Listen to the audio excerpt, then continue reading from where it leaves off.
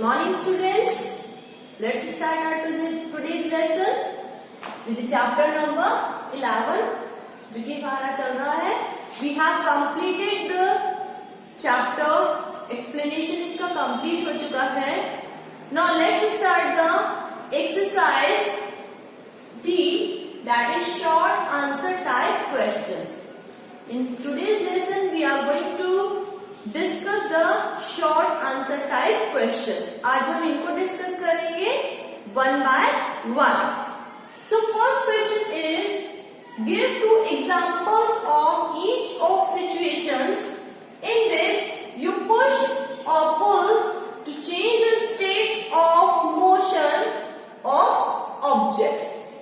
Question ये पूछ रहा है कि हमने जो फोर्स के डिफरेंट इफेक्ट्स पढ़े हैं कि फोर्स के क्या क्या इफेक्ट हो सकते हैं, कि वो किस तरीके से रेस्ट की पोजीशन को चेंज कर सकता है. कोई ऑब्जेक्ट रेस्ट में है तो उसको मूव कर सकता है, मूविंग ऑब्जेक्ट की स्पीड को चेंज कर सकता है, डिक्रीज कर सकता है, इंक्रीज कर सकता है, उसकी जो मूविंग ऑब्जेक्ट है उसकी डायरेक्शन को चेंज कर सकता है.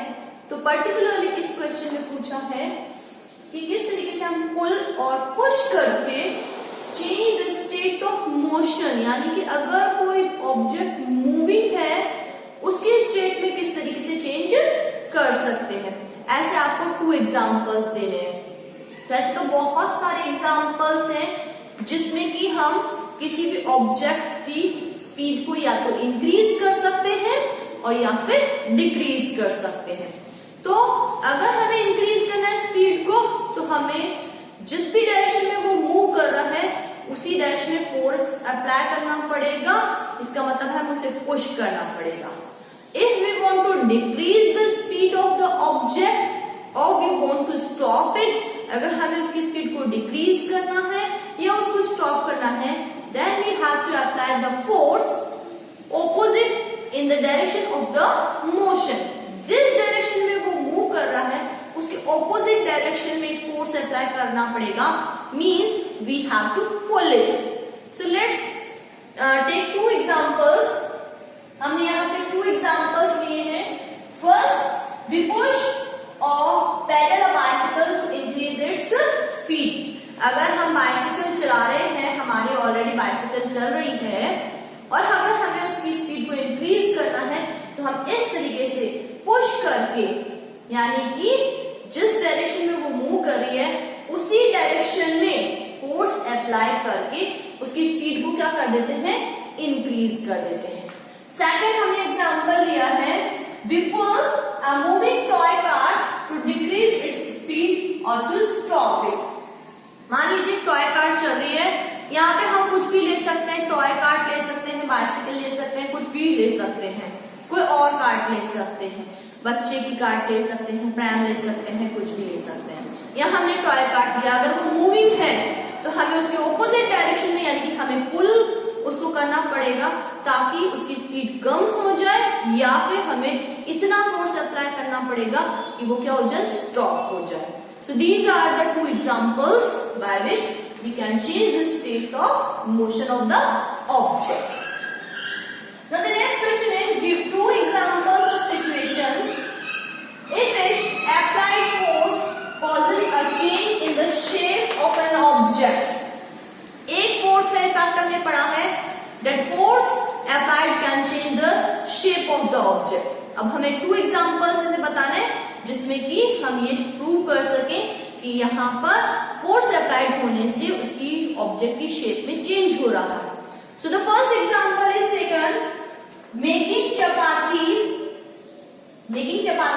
from dough by applying force. हम डो लेते हैं और डो पे फोर्स अप्लाई करके हम सर्कुलर फ्लैट क्या बना लेते हैं, चपाती बना लेते हैं. तो जो डो था, जो कि बॉल शेप में था, उसको हमने क्या किया, उसके ऊपर फोर्स अप्लाई करके उसकी शेप चेंज कर दी. सेकंड है changing of shape of rubber band और स्पंज और cotton ball by applying force. यहाँ पे हम अगर एक रबर बैंड लेते हैं और उस पर फोर्स अप्लाई करते हैं, it changes its shape. Rubber band को हमने स्ट्रेच किया, उस पर फोर्स अप्लाई किया तो उसकी शेप चेंज हो जाती है. स्पंज है, उसको हम क्रश करते हैं, हम उसको कंप्रेस करते हैं तो उसकी शेप चेंज हो जाती है। कॉटन बॉल है, बहुत बड़ी कॉटन बॉल है, हम उसको कंप्रेस करते हैं, उस पर फोर्स अप्लाई करते हैं तो उसकी बॉल छोटी हो जाती है, उसकी शेप चेंज हो जाती है। तो जो सॉफ्ट ऑब्जेक्ट्स होते हैं उनपे ये जो फोर्स अप्लाइड का जो इफेक्ट है वो हमें इजीली विजिबल होता है, इसलिए हमने यहाँ पे एग्जांपल के लिए सॉफ्ट ऑब्जेक्ट्स का लिया है। Now what is the third question?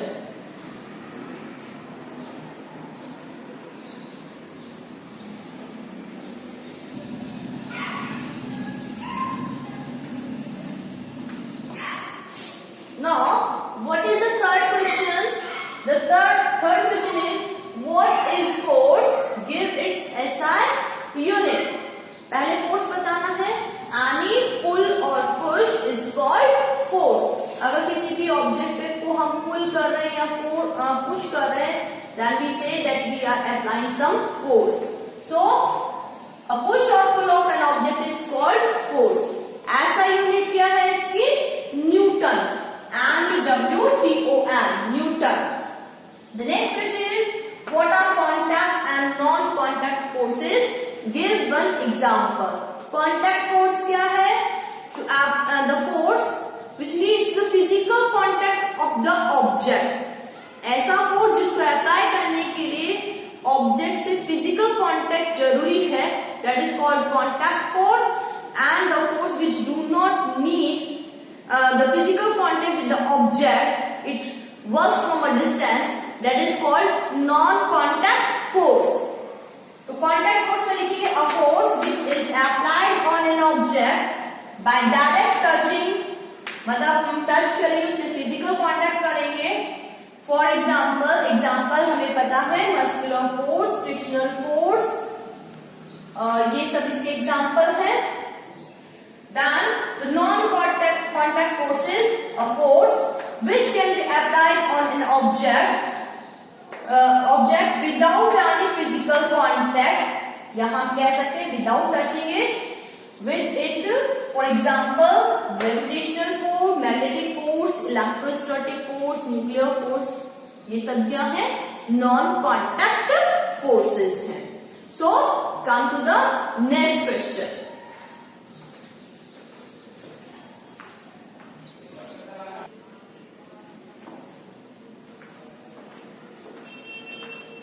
Now come to the next question. Question number 5.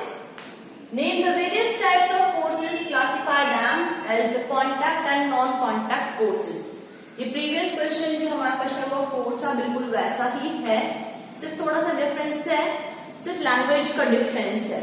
So we know this very well. There are two type of forces, contact forces and non-contact forces. So we can classify them that contact forces, the examples of contact forces are muscular force, mechanical force, frictional force.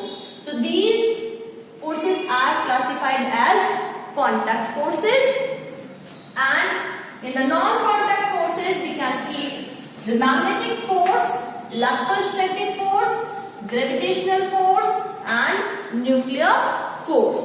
So it is just similar to the previous one. Now come to the next question. What is meant by the term atmospheric pressure? आपको atmospheric pressure की तरफ से definition बतानी है कि atmospheric pressure है क्या। So we can define it that pressure exerted on an object by the weight of air above it is called atmospheric pressure.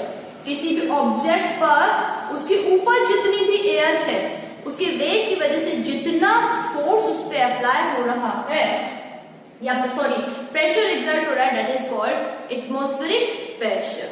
कोई भी हमने ये भी पढ़ा था कि कोई भी पॉइंट है, मतलब कहीं पे भी अगर हम देखना चाहें किसी भी पॉइंट पे या किसी भी ऑब्जेक्ट पे, उसके ऊपर जितनी भी एयर की लेयर्स है उनके वेट से जितना प्रेशर उस पर एक्सर्ट हो रहा है, that is called the atmospheric pressure. So I hope you have no doubt in these questions. Do them in your pair notebook, and even if you have any doubt, you can clear it in your live classes. That's all for the day. Thank you and have a nice day.